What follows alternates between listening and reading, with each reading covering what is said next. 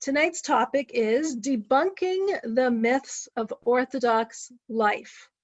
And we have two very, very special guests with us, a wonderful young couple from Chabad of Palm Beach Gardens, Rabbi David Vigler and Rebbitzin Chana Vigler.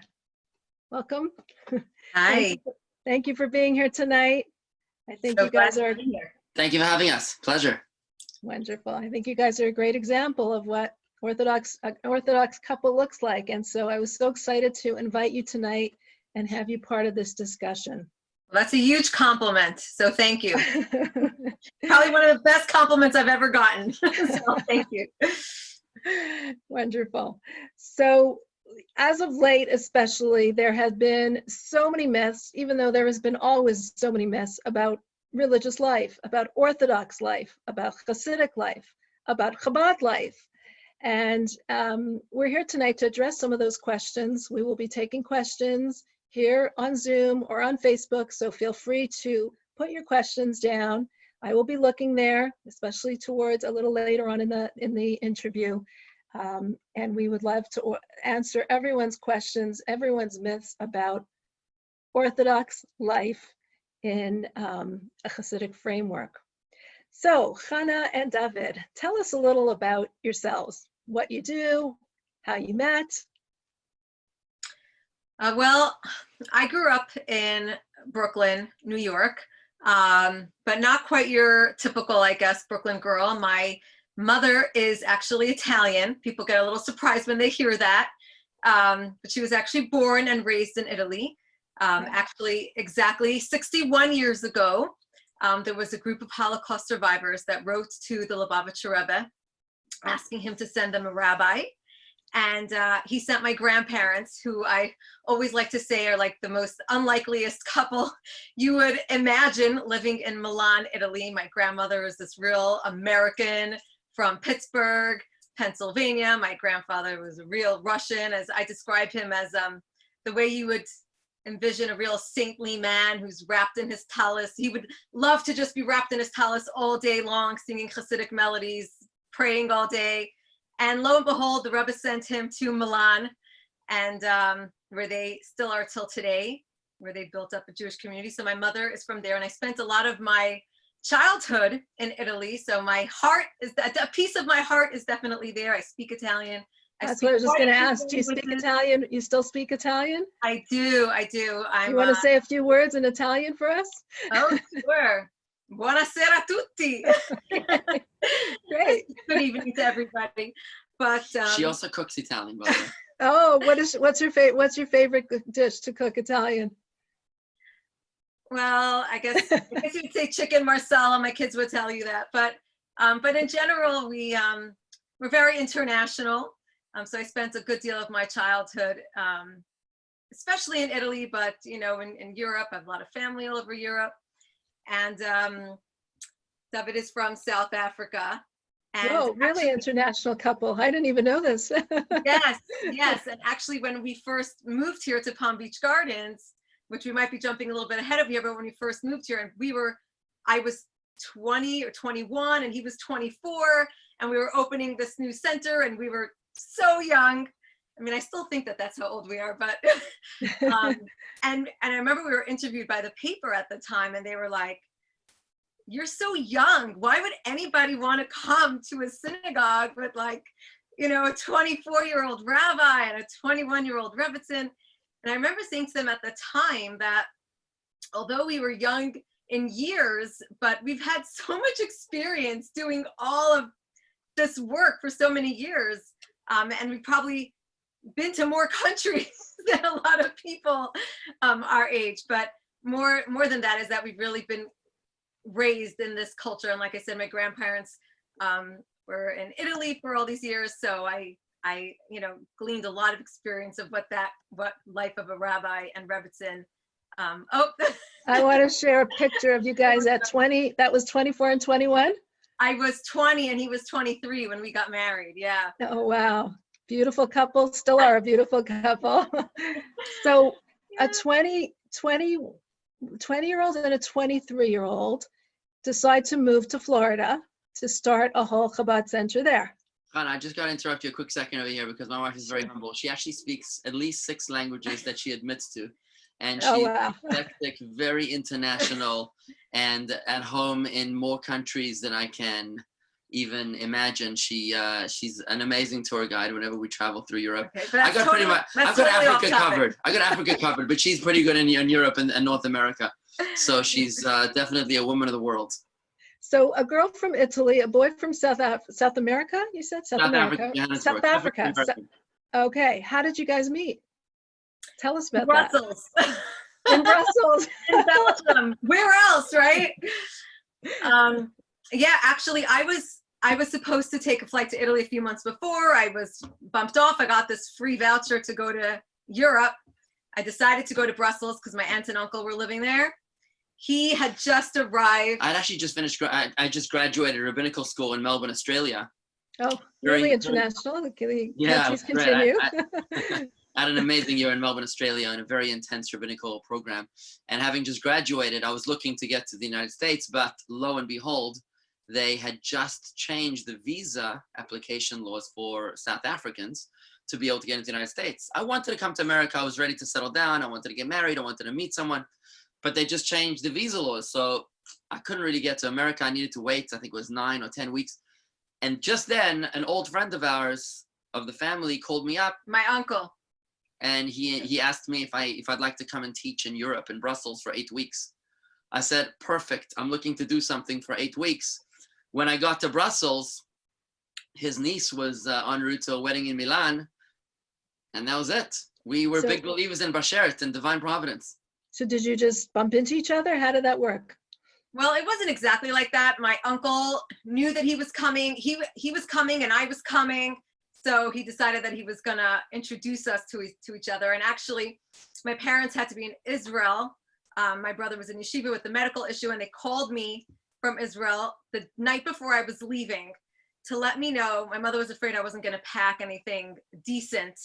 And she wanted me to be able, to pack appropriately. She said, I was arriving Friday morning. She said, on Friday night, my aunt and uncle have, all these guys at their Shabbos table. There's this one particular guy. I want you to check him out at the Shabbos meal and decide if you're interested in going out with him. So that's what happened. And then it's history, right? As they say. Yeah. So can you tell us a little about your courtship? How do hasidic couples, what do they do? Do they date one another? How does it work till you decided that he was the one, until you decided that she was the one? How did that unfold? I just want to, so I may get a word in edgeways here, but he's very outspoken, as you can tell. I get a little passionate. But no, we love that about you, Khan. That's great. But, I get excited. But I just want to say that, I think there's a big myth over here in the world out there about how we court, how we meet each other. And that is that somehow they talk about arranged marriages. I think there's a very, very big difference between arranged and recommended. We do not have arranged marriages, which means we're not notified who we're going to be marrying. Nobody tells us, like in Fiddler on the Roof, I think, we're being betrothed or something. It doesn't happen like that. The way it happens, at least in our circles, in Chabad, is that, they'll try to find out what the guy is looking for or what the girl is looking for. And they'll have recommendations. They'll say, well, since you're interested in having a large family and in going out on opening a Chabad house in Zimbabwe or something, then maybe we'll pay you up with somebody that's like-minded, and we'll recommend that you'll meet each other. And then once we go out, you're on your own. You can make up your own mind about whether you want to keep on dating or whether you want to slow it down, speed it up. It's really your own choice about how you want to make that happen. So was there a point in time during your courtship that you realized that you were for each other, and what was it that made that decision?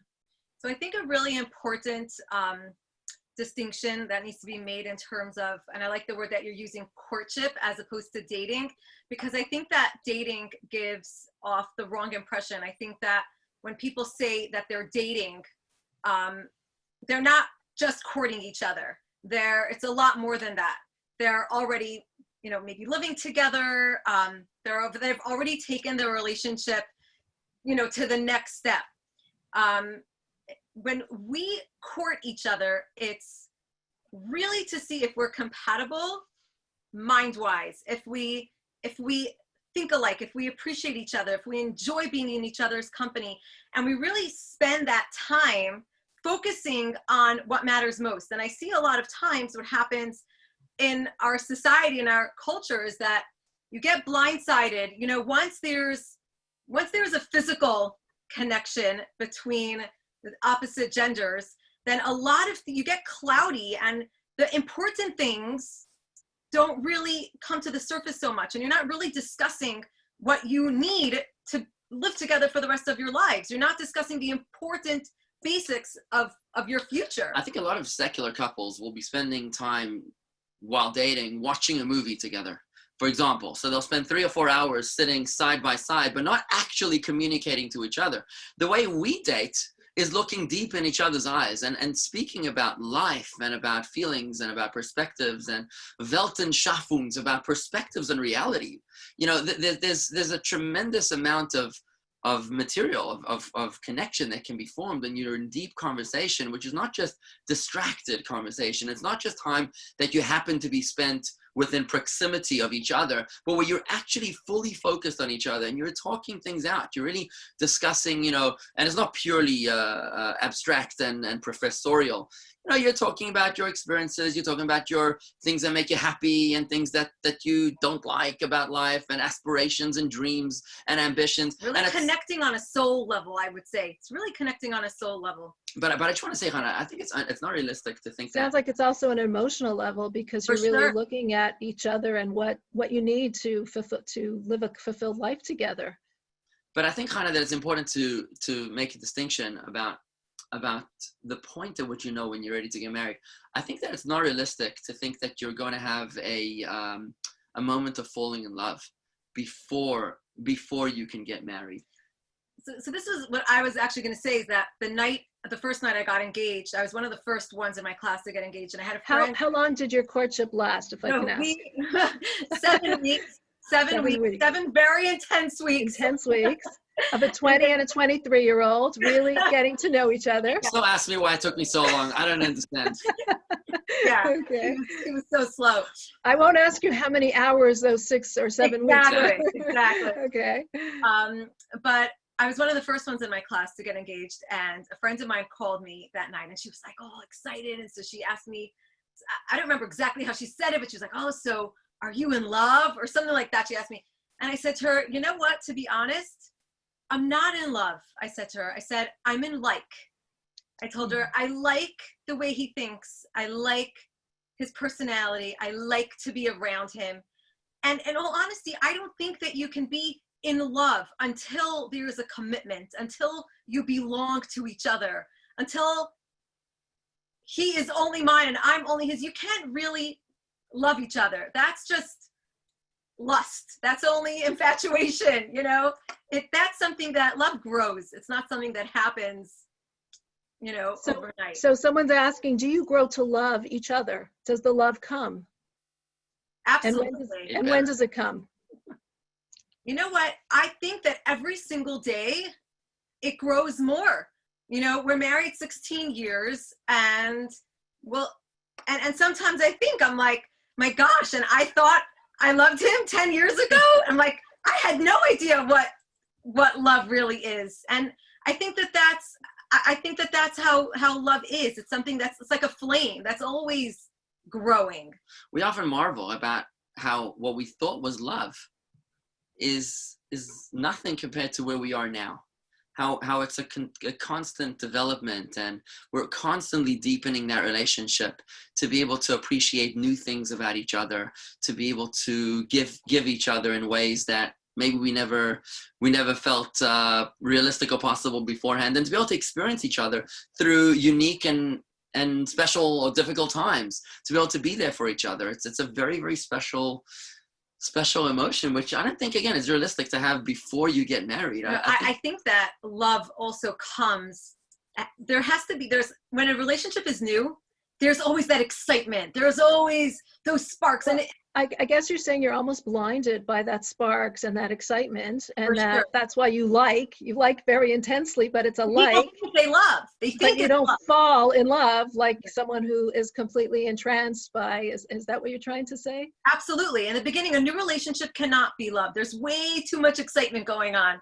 Only once you're in that day-to-day monotonous, work schedule, that's when you really can grow to love each other, when it's past that excitement phase. For me, I felt that I just needed to slow it down. I needed to take it easy, to really relax. And at one point during our courtship, I think we stopped for a week or two just to see how we felt. To Just to see evaluate? how we felt about, did we miss each other? Was it a more of a shallow infatuation, or was it more of a deeper connection? So for me, it was very important for me not to allow my heart to just take over. I needed my mind, my brain, for this to make sense. Can I see myself living with this person? Can I see a relationship flourishing? And when that really made sense to me, that's when I allowed my heart to let loose and to be able to feel that So emotion. it's interesting because you're describing such a deep commitment and such a mature way of looking at a relationship, and yet you were both only 20 and 23 at the time. So how did you find this maturity to understand that? That's a very interesting question. We definitely had a lot of guidance along Mentors. the way. I think it's like a mentor. Nobody telling us what to do, but people that we respect, that we would speak to. We voluntarily on our own just consulted with, maybe a mentor, maybe somebody that we look up to, a role model. And do you think that this is typical of a hasidic couple dating? Or yeah, I was actually going to say that more than just that, more than the guidance, I think that it's, we know growing up that when we court somebody, it will be specifically for marriage. It's not just for fun. Not recreational. And it's not just to pass the time. It's not just to try out different personalities and different guys. It's specifically with the goal of marriage. So it's not like this was something new to us. We knew exactly. And I actually saw somebody was mentioning about our courtships being short. And it's mostly because there is no physical interaction between us until we're married. And being like, as you said, we were 20 and 23, there's only so long that can, that you can do, you can only talk, right? So that's mostly why we keep it pretty short and quick. Once your ideals align, once your So you got married. Here's a beautiful picture. There's Hannah at 20, gorgeous picture. You got married, and then what? Yeah, I had that made in Milan in 3 days, believe it or not, that dress. Oh, wow. So before we hear about intimacy and marriage in Jewish life, can you tell us what made you decide to go to Florida, to Palm Beach Gardens? Was that part of your courtship? Did you talk about that before? Absolutely. It was very, very important. I mean, if I wanted to become a mechanic and she wanted to do something that was totally of a entirely different genre, it would make no sense. We absolutely agreed in our dating, in our courtship, that we love people and we love our faith. We actually felt, even though we had pretty different backgrounds, me growing up in Johannesburg and Hannah growing up in winters in New York and summers in Italy, Tuscany, we came from different places, but we loved our Yiddishkeit, our faith, as well as people. And we felt both very frustrated that in many cases, so many of our fellow brothers and sisters are disenfranchised with their faith. So we both felt that we wanted to open a lighthouse that would serve as a platform to be able to welcome people in with love and to show them the beauty, the majesty, the splendor of Yiddishkeit. And we felt, hey, listen, Florida seems to be where it's all at. So our Hannah's father actually had some business dealings down in Florida, and he was telling us, about these gated communities down in Florida. Sounded intriguing. And we actually had different offers about places like, I think, Mexico and back in Europe. But we felt that our strength was also in our language, and we wanted to be in an English-speaking country. So on our own choice, we applied with headquarters in Florida, with Chabad headquarters. And we were so fortunate to be granted the what is it, the license or the blessing to come to this beautiful city of Palm Beach Gardens, Florida. Such a magnificent place with so many beautiful people that we're able to engage with and build a beautiful community, which each and every single day is growing and just thriving in every way. We're so blessed. That's beautiful. And seeing you both in action, I can see that your love for people and your love for Yiddishkeit has, if anything, it's just grown over the years. It's never been dissipated. It's never been waning. It's just growing. And to see you both in action in your home is really beautiful. I want to add to that. That's the idealistic side. But the selfish side of it is that actually when we were going out, when we were courting, something that was really important to us was that it was really about our children, and that it was really important to us to raise children in a hasidic environment, and that they should feel, rather than being one in many, we thought it was important for our children to be the examples, to be the teachers, and that would help them be proud in who they are. It would help them in their identity.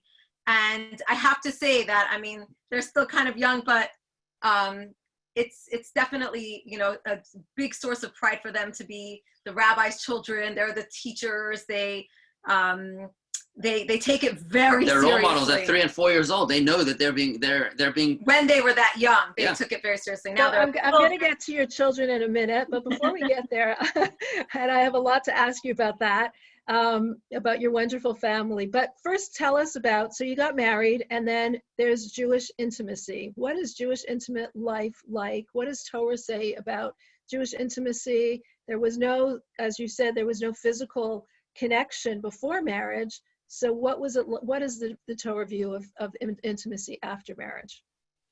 So a really interesting point that I think gets way too little attention is the ketubah, the marriage contract that is given under the chuppah, is I think 3,000 years old, and probably the oldest document protecting women. The entire document lays out all the ways that a husband needs to take care of his wife. Nowhere does it say anything about what the wife has to do for him. It says what he has to do for her. And that includes, you know, making her happy in many different ways, be they physical gifts, and be they intimately, that he is required to make her happy. He's required to please her. And I find that fascinating because it doesn't say that a woman has to please her husband. And I think that there's such a misconception about how men are viewed in Judaism and how women are viewed. And I'm like, do you actually know what Jewish law says about how men have to treat women in Judaism? So I think that that's a really, really important aspect. Specifically, just to continue with what Hannah just said, is that the ketubah says that that the husband is obligated to give his wife amongst 9 other items is oina, which means time. He's got to give her time, which means he's got to be there for her and give her the opportunity, as long as she needs to feel special and to be able to. So you mean physical time, emotional time, sexual time? What all do you of mean? the above, absolutely all of the above. And it's an obligation on a man, a biblical obligation on a husband, to be able to take that time and to give it to his wife in every way that she needs it. You know, something very special about that is the whole idea of the mikveh, which is the woman going to an immersion, a ritual immersion in the mikveh bath once a month approximately. That gives her, again, time. For 2 weeks, she's in her own bubble. She's not to be touched in a physical sense, but she's to be given verbal time and emotional time, but nothing sexual. And it's only after the mikveh, when she comes out, that's when the husband and wife are able to be intimate in a physical level as well. So the way that it's structured, according to Torah, is in the most beautiful way, which really doesn't allow for any boredom in the bedroom, because you have this rhythm like a heartbeat, which is in and out, like an ocean, the tides that go up and down. You have the same thing with a marriage, where you have these times when you're allowed to be together and times when you're not, making the times that you are together so much more appreciated and valued. So much more meaningful. Wow. Okay, beautiful. I want to share a picture of you with your lovely family. Okay. Wow. This is your gorgeous family. This is the two of you. How many children do you have? 8. 8 children. Okay. Yeah. Did you always want to did you want these children? I mean, in today's life, in today's society, this is quite unusual. I'm sure you have a lot. I was especially intrigued because you wrote an article for us at The Jewish Woman. And in the article, you wrote about how you are so proud of your large family and how I'm sure you get a lot of remarks from people about your family. And can you tell us a little about your feelings towards that? Yeah, well, it's definitely something I always wanted. I can tell you that I always wanted to have a large family. And it took me, believe it or not, it took me longer than I had hoped. It took 3 years until we had our first, which was very, very long for me. And every single month I thought I was not going to make it to the next month because it was so difficult and I drowned in my tears for a very, very long time. And I remember my mother telling me back then, one day you're not even going to remember all of this. And I remember thinking she was absolutely crazy because how could I forget this misery? But I do find that some days I completely forgot about those miserable years. But to us, let me tell you, you know, some people collect jewelry, some people collect fine cars. We like to collect beautiful children. I gotta tell you a quick story if I could just interrupt a second. So we took a family trip to Italy a couple years ago. We must have had 6 or 7 kids at the time. And you know, You took a trip with all your children? Oh yeah, absolutely. Yes. Okay. You know, so our kids by now are seasoned travelers. They know exactly what they're doing. They get on the flight, they put on their earphones, they pull out their snacks. They know exactly, they're very seasoned. So we always, whenever we fly international, and thank God we do pretty often back to my family or the Italian side of the family or to Israel, we always see the Can you just tell us, what are the approximate ages of your children? They're from 2 to 12. The first 5 are all 13 months apart. And then there's 2 years between the next 2 that are a year apart. And then there's another 2 years, 3 years before the baby. And our baby. So the oldest is? 13. She's 13 this week. Yeah. And the youngest is? She just turned 2. 2. Wow. Okay. Sorry. Continue your story. I was just saying that, you know, when we get on the flight, we find people rolling their eyes. Oh no, we sat in the wrong section of the plane, you know, with all these little kids. But as we leave the plane, we always get these compliments like, oh my gosh, your kids are like angels. They're so well behaved. We're so impressed. So when we got to Italy, it was amazing. We're standing there at the Tower of Pisa. You know, the whole world, everyone's taking pictures of this leaning tower. And suddenly we noticed that instead of taking pictures of the Tower of Pisa, they were actually taking pictures of us. You know, we were there. You were such an oddity, right? Such a tourist attraction. Yeah. Even at the gas station, you know, in Italy, that you have these people that fill up the gas tanks for you. Not like that in America, but in South Africa, it's like that. So they came running out of the gas station, the gas attendants, and they were like, "Can we take pictures of you? This is amazing." They couldn't believe. Take a peek in the car to see that all these kids from the same parents. Wow. So how do you? Actually, yeah. Go ahead. When I was expecting, I think it was my 7th. I think it was my 7th, and I was going to get some blood work done. And he came with me only because we were in the middle of doing some work and we didn't want to take a break. So we're like, come, I have to wait for a while in the waiting room anyway, come along, because otherwise he wouldn't have been there. So he came with me and I go in to get my blood work. And there's this African-American woman, you know, she's so sweet and she's coming and she's getting, and you know how they always, oh, is this your first? You know, and I was like, I wasn't sure how I wanted to answer. And so I just said no. And she looks at me and she's like wants to hear. So I said, it's our 7th. And she was like, and he's standing there in the doorway, you know, this bearded man. And she says, all from him? like the fact that I was having my 7th was okay, but from him? Like this weird guy? That was the best. How do your children react to having such a large family, and how do you give time to each one of them?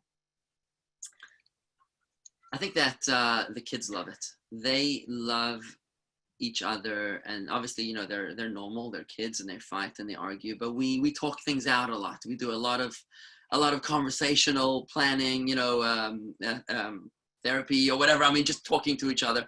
But what I do as a father, I'm not sure how you deal with it, Hannah, but for me is that I feel that I need to take the kids out on their own. I need to spend alone time. Just the other day, I took my second daughter out for a walk, just on the golf course behind our house. And as we were coming back from the walk, she says to me, Tati, I wish this walk would never end. And it's those kind of moments where you're like, oh, I wish I could give you more, you know, and it's just time. It's about, you know, I think my mother-in-law says that the most precious thing. Well, I was just going to say that. You're going to say it, so you say. Yeah, no, it's okay. That the biggest gift we can give our children is each other. And I was going to say something else. I really, oh, you weren't going to say that? I really think that our children feel that way. And I always laugh how our baby is number 8. And you would think like number 8, you know, she could get lost in the shuffle or I don't know what. Let me tell you, this child is a human doll. I'm telling you, it's incredible that her limbs are intact because her siblings are so obsessed over this child.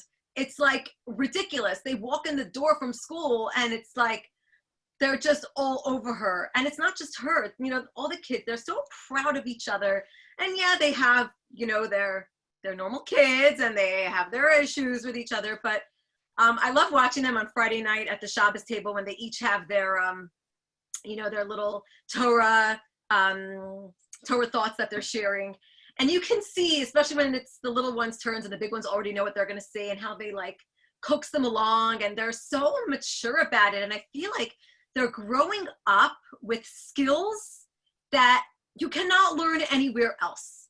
You cannot learn to value another person, to love another person, to share, to be there for someone else, unconditional love without this. And I feel like they are so incredibly fortunate to have each other. You know, just before as you were putting the baby to bed, Khan, I was taking care of the other kids.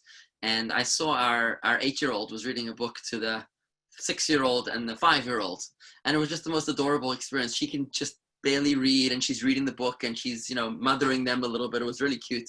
But what I just wanted to add to that, Khan, was that you say that you said that the bbest thing that a father can give to his children? Oh, no, I was saying the gift that parents can give their children, but you were going to say something else, right? So I was going to say that the best thing that a parent can give to his child is time.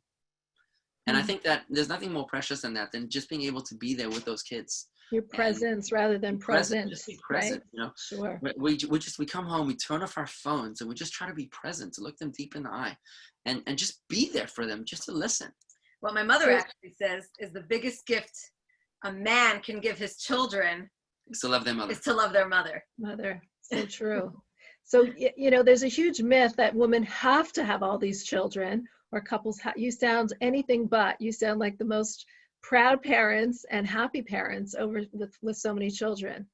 Yeah, Tell me though, how does that affect your married life? How do you have time for one another? I mean, 8 children is a lot of responsibility, including the work that you do at Chabad of Palm Beach Gardens. How do you keep your marriage fresh? That's a good question, and it's always evolving, you know. So when the kids were younger, we would put them to bed and we'd have some time to go out or whatever it is that we want to do, have some quiet time, which we actually still try to do. We try to have a tea every evening just to kind of catch up or go for a walk. Now that the kids are a little older, and there just doesn't seem to be any quiet time in our house. Before Corona,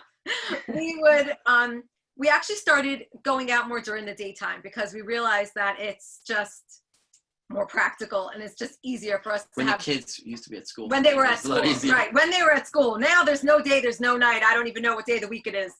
But yeah, when the kids were at school, we found it was easier for us to go out for breakfast or brunch or whatever. I would definitely say that this is the greatest challenge of my married life, is being able to find that balance between parenting and husbanding, or being a husband and all the other responsibilities of life, right? You know, that's besides the point, but just being able to be there for the most precious people in your life, your wife, and your children, and being able to truly be present. You know, with 8 kids, it's not a walk in the park. It's not easy, because this one needs a little extra help with homework, and this one has anxieties, and this one, you know, stubbed his toe, and the other one can't find his toothbrush. So, you know, they all need a piece of you. And we come home, and I can speak for myself. I'm exhausted from a day's work and from my own struggles and aspirations and whatever else that I've experienced. And to be able to find that bubble, to create that bubble, that fortress mentality, to be able to be there for the kids, each and every one of them, and still to have time to be there for each other as husband and wife. I think that doesn't come easily, but I think it takes a lot of work, and it's well worth the effort. So I don't think it comes easily, but it's certainly my greatest achievement in my life, I think, at least in my marriage. So I have 2 rules, if you want to say, that I follow in terms of like getting overwhelmed with all the kids, which especially now with everybody home, is that number 1, and this was always my, you know, my way of dealing with them, is that it could get super overwhelming. Everyone's crying at once, needs you at once. But just address each issue at a time. Focus on one thing at a time. You need this? Okay, let's take care of that. Next, you need that? Let's take care. But what's important though, and I realized, and we were just talking about this the other day, is that eye contact and empathy goes a long way. So if somebody's upset at something, you know, they come to tell you every single bang and bruise they got, and it gets a little much, you know, all they want is for you to look them in the eye, say, oh my goodness, that looks so painful. Do you want a Band-Aid? Yes. Done. They're cured. They're fine. They want to feel that you care, that you worry, and it doesn't take a lot of time. It doesn't take a lot of time. It just takes focus. Just focus, zone in. What does this child need right now? Let's do it. Bam. You know? And I'm not going to say that we're always on our A game. I'm not. And when I'm not, I make a point to make sure that I apologize to my child, and I'll tell them, I say, I'm so sorry. I was feeling really frustrated about this, and this, and I did not speak to you the way I would like to speak to you. I want to apologize, and how can I make it up to you? And normally they feel so bad. They feel so bad when I say this to them. They're like, oh no, mommy, don't worry. No, it's okay.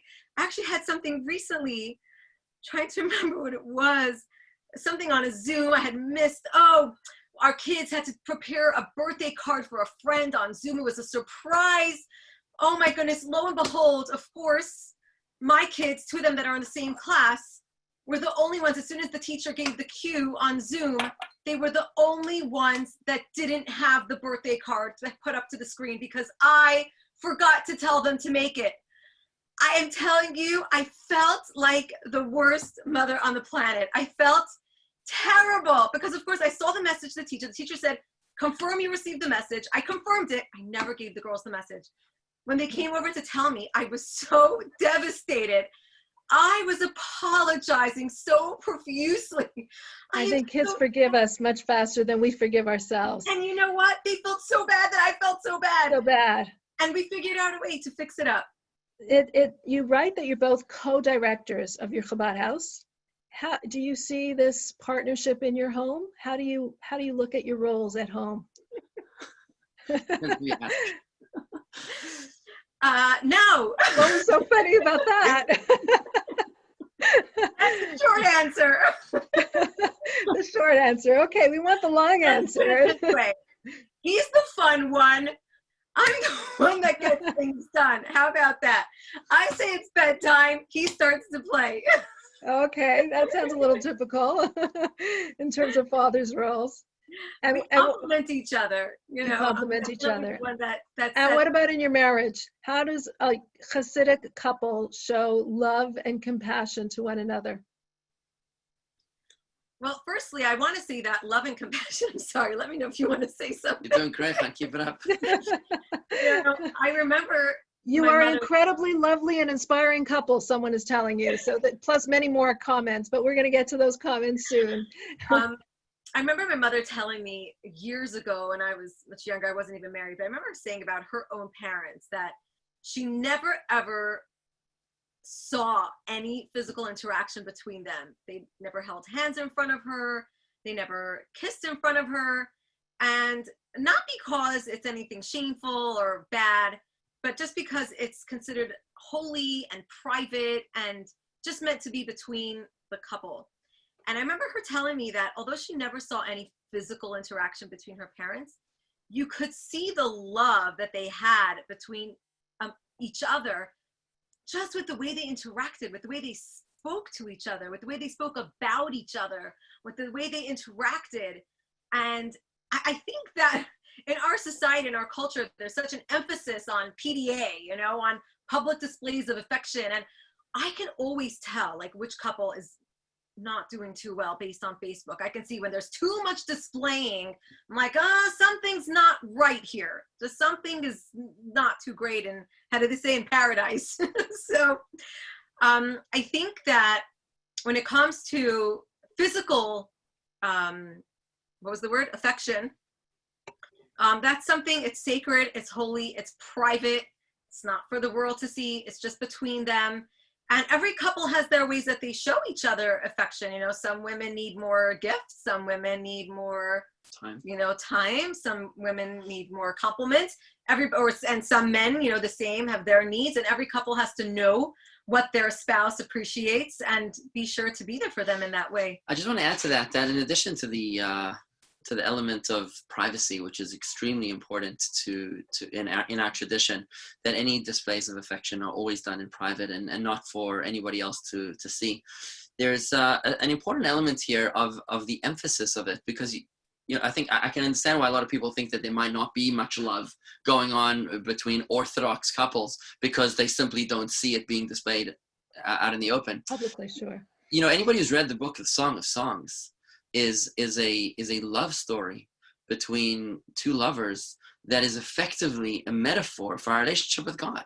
We're supposed to be in a romantic relationship with God, and we're supposed to be in a romantic relationship with your spouse. If you're not, you're simply not doing it right.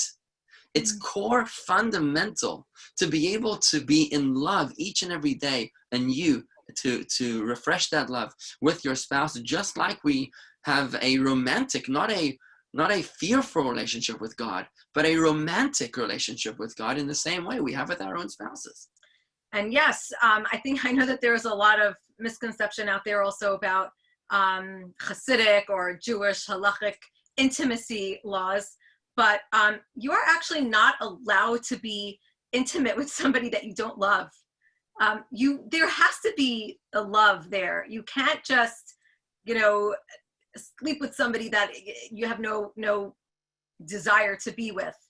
And I think it's also, I think, important to mention, only because there are so many misconceptions about it, is that it really needs to be a full union, in the sense that it needs to be skin on skin, where there is nothing in between the husband and the wife, and they are completely together, and not like other schools of thought out there that just that there are all sorts of things that come between. And is there a pleasuring aspect in terms of that intimate connection, taking care of each other's needs? Absolutely. And this is what I was saying before, and maybe I didn't say it so clearly. Maybe I was being a little, but in terms of the ketubah, and I'm specifically referring to sexually pleasing the wife, is that it's definitely an important element in Jewish law. So absolutely, it goes without saying. And you know what? A couple's sexual relationship has everything to do with the rest of the relationship. And so if it's not going too well in that department, then you're going to have trouble in all the other departments. So it's really a very important core element in a marriage that needs to be given proper attention. Thank you so much for clarifying that. Now, I want to skip to women's hair covering, because that's another huge myth about it. How do you feel about covering your hair? That's a good question. Of course there are upsides and downsides, but for me personally, and I only speak for myself, the upsides definitely outweigh, the downsides. I'll tell you a funny story. When years ago, as I said, my mother grew up in Milan, and she came to a wedding where the mother and the grandmothers of the bride missed the whole chuppah because they were busy getting their hair done. And the hairdresser was running late and, you know, and whatever. And they missed it. And my mother says, in our life, that would never happen. We go to the hairdresser a week in advance. We get our hair done. We put it in the closet. Before the chuppah, we put our dress on, we put our hair on, and we're at the wedding. So I feel like there's a lot of practical benefits. And I know in our community here in Palm Beach, there are so many women that are like, they have so much trouble. I'm sure some people are going to be looking at you and saying, what in the world are you talking about with such beautiful hair? Well, thank you. But I felt that the day after the wedding. What I didn't realize that you were. Yeah, I actually had, I don't even like calling it a wig because it just feels so fake, so synthetic. But it was very much exactly the way I always wore my hair. And I don't know if too many people were even able to tell the difference. And in a nutshell, so what's the difference between wearing your own hair or covering it with a wig that looks like your own hair? It's really about hair, that hair after marriage becomes holy, just like the rest of a woman's body. That is especially for her husband.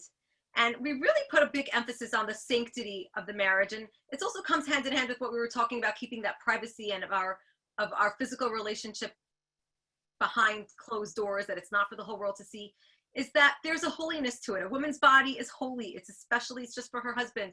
And her hair becomes, and it's actually an interesting thing, how something that you never thought twice about, like your hair, you know, big deal. All of a sudden, after your wedding, I'm having nightmares that I forgot to cover my hair, and I'm walking outside like, oh my goodness, someone's going to see my hair. And you think like, and what's going to happen if someone sees your hair? But all of a sudden it becomes so holy, becomes so private, it becomes so intimate. Right. Because hair is really, symbolizes a woman's beauty, right? Her beauty is in her hair. So Judaism has so many laws in so many areas, from the bedroom to the hair, to the children, to every aspect of your life, to the kitchen, to business. Do you feel that, I mean, a lot of people feel that Judaism is a little controlling. It's almost cult-like, or this is one of the myths that people propagate against Orthodox Judaism. Do you feel that Judaism is controlling? Do you feel that it's like a cult in controlling so many aspects of your life? So I'd like to answer that question, Hannah, by saying that, you know, here in America, we're very into sports. And if you look at a game of football or baseball, there's much more than 613 laws surrounding the game. You can't throw the ball this way, you can't throw the ball that way, you can't touch it like this, you can't go here, you can't go there. And nobody's playing baseball or football worrying about all the things that they're not allowed to do. Just like when you drive a car, there's about 700 laws that you're supposed to do when you're driving a car. But I'm not driving thinking about all the things that I'm not allowed to do. I just know that if I stay in my lane and I move in the right direction and I brake at a stop sign and I do the general rules, I'm pretty much okay. I go with the flow. So instead of feeling overwhelmed by all the things that you're not allowed to do, I think the game of football or baseball or driving a car puts things into perspective. I know it can sound a little overwhelming when someone throws a book at you and says, here, 613 commandments. It can definitely sound overwhelming. But when you realize that buying a house involves exactly the same set of rules, you got to pay your taxes, you got to cut your lawn, you got to paint the driveway, you got to do all sorts of interesting things. And that's how we all are able to enjoy the safety of the road. You know that there was a great line out there that out in the ocean, when you're sailing your ship out in the ocean, you still need to follow the compass. Why do you need to follow the compass? Nobody's watching. Nobody's going to know the difference. So somebody once said that it's only when you make yourself a slave to the compass that you're able to enjoy the freedom of the high seas. Wow, beautiful. Because that way you're not sailing into a hurricane. That way you're making sure that you're staying safe. You're not going into oncoming traffic, and you'll be able to reach your destination in one piece. And to your point, Hannah, about a cult, I have to say that, you know, looking at people from a distance, I'm from South Africa, you know, the blacks would always look at the whites. The whites are all the same. The whites look at the blacks and say that the blacks are all the same. But when you come close, you realize that each one is an individual. Each one has a face, has a name, has dreams, character, aspirations, and ambitions, right? So when you look at a group of people that are different to yourself, it's very easy to just brand them as a cult. But when we think about it for a moment, a cult is a group of people that discourages critical thinking and tells you what to do with your money, as well as an inappropriate loyalty to the leadership, right? Amongst other characteristics of a cult. And nothing could be further from the truth in our Chabad environment. Where we live, the very word Chabad means logic, means a relentless, rational attack on faith. Chabad is all about asking questions. As opposed to discouraging critical thinking, we are encouraging critical thinking. If you're not critically thinking, then you're not a Chabadnik. We are the absolute antithesis of a cult. You can do whatever you want with your money. You're supposed to be a partner with God and give to the charity of your choice, 10%. But that is your choice. Nobody's telling you who or how to spend it. And certainly there is no inappropriate loyalty to our leadership. It is very, very much in line with the values of Torah. And God forbid you'll never find any inappropriate relationship when it comes to leadership. So I say that anybody who would brand Judaism or Hasidism or Chabad as a cult simply hasn't spent more than 5 seconds thinking about what they're actually talking about. Well, it sounds like you guys think a lot about life in general and meaning and purpose and living a better life and a more meaningful life. Okay, before we wrap up this discussion, I want to ask you to complete this sentence. One thing that I do to keep working and bettering my relationship with my spouse is one thing that I do to keep on bettering and improving your relationship with your spouse is to keep your relationship better. For me, Uh-huh. it's listening. Oh, good. Like that. I love to listen. I think my wife has the most incredible things to say. I love hearing her perspectives, especially when they disagree with my own, because it allows me to see a fresh perspective that I didn't previously consider. And I know that I've so always refreshing. learned from her. So for me, it's listening. Excellent. It's funny because I guess we've kind of grown on each other. So what I was thinking at the same time I was going to say getting to know him better. But being that he already said that is another thing that I think is really important, at least for me personally, and I know in speaking to women, it's kind of helped other women as well, is just remembering that our spouse is a package deal. You know, we all come with the better parts and the not better parts that maybe bother us or irk us at times. But I always remind myself that, you know what, he wouldn't have those better parts if not that he has those parts that, you know, can get under my skin sometimes. So I just need to remember that it's a package. And that helps me appreciate those times that I'm not on my best behavior. Okay.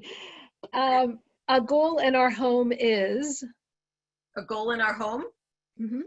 is that all of our children should grow up feeling loved and cherished and valued and know their inherent contribution to society and to themselves. Wasn't that a one-word answer? Beautiful.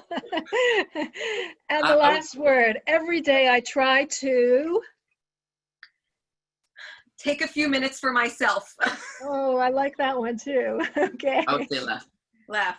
Yeah, you're good at that. Laugh. You're good at that. Wonderful response. Beautiful couple. We're taking your comments and questions now.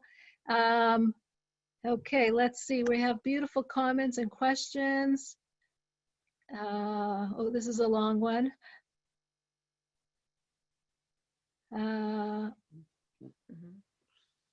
What would the Rebbitzins say about the degree of tolerance for ordinary mortals to whom such exactness would be a severe struggle?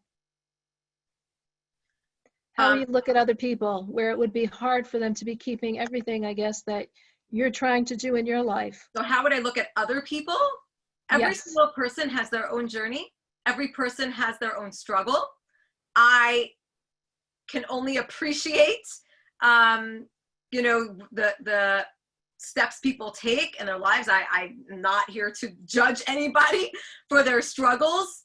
You know, everybody's on their own journey. But in terms of, I don't know if that meant, you know, in terms of the control, what I was thinking of, some, you know, in terms of our children and teaching them these controlling laws of Judaism, to me, it's really about giving them, and really this is for everyone, it's really about giving them the tools to live fulfilling and productive lives. And just like I wouldn't expect them, I need to teach them to eat with a fork and knife. I need to teach them to brush their teeth so that they have healthy hygiene.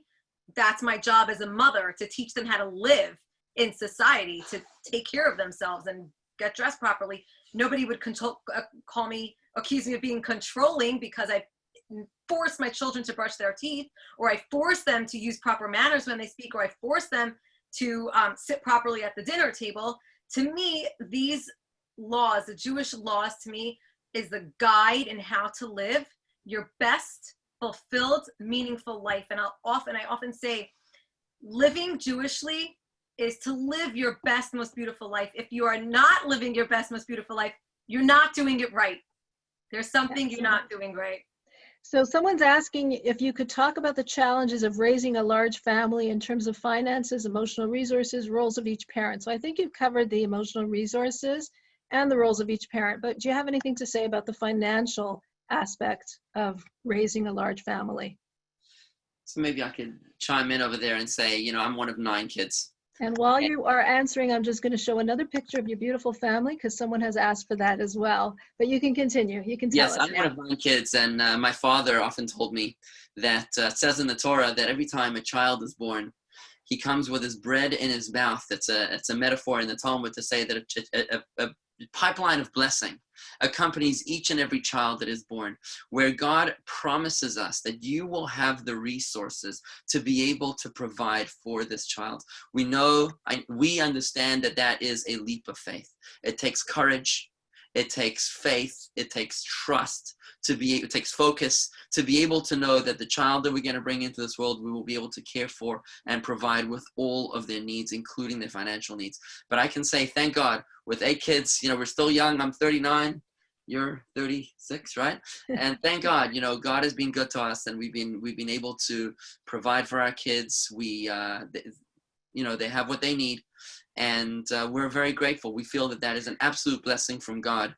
We also have an amazing community here in Palm Beach Gardens as well, Chabad Palm Beach Gardens, that cares for us. But at the end of the day, it's a blessing that comes directly from God, and that is the core of our faith. Growing up, money was a dirty word. We would never use that word. We never talk about it. But with my kids, it's actually interesting the way they hear things, I guess, from friends, and I don't know what they talk about. And they'll often ask me questions like, are we rich, or something like that. They'll ask me, or are we poor? And I always tell them, I say, yeah. I always tell them, yes, we're rich. We have everything we need. So we are the richest people in the world, and we have each other. What more could we ask for? Beautiful. There are lots and lots of questions, but we do have to end. Thank you both so much for joining us. I just want to read to you one last comment. I would like Hollywood to make a movie about these stories and not about movies like Unorthodox. So I think you really have succeeded in debunking a lot of myths that people have about Orthodox life. Thank you so much for joining us, Rabbi David and Rebbetzin Chana Vigler from Chabad of Palm Beach Gardens. Thank you all for joining us on Zoom. Thank you all for joining us on Facebook Live. This was just delightful. You have lots of people saying that what a wonderful couple you are. The energy between you is amazing. And people just thanking us for doing this. So we're going to have you back. This was really so beautiful and so wonderful. You guys are amazing, and may you continue to grow in your connection with one another, grow in your love for each other, and your love for your family, and your love for all Jews, and grow in your love for inspiring Jews and doing the amazing, amazing work that you're doing. Thank you. It's always good to be with you, Chana. Come back to Palm Beach. Love to. Thank you for having us. We appreciate being here. Thank you so much for being here. Good night, everybody. Thank you all for joining us.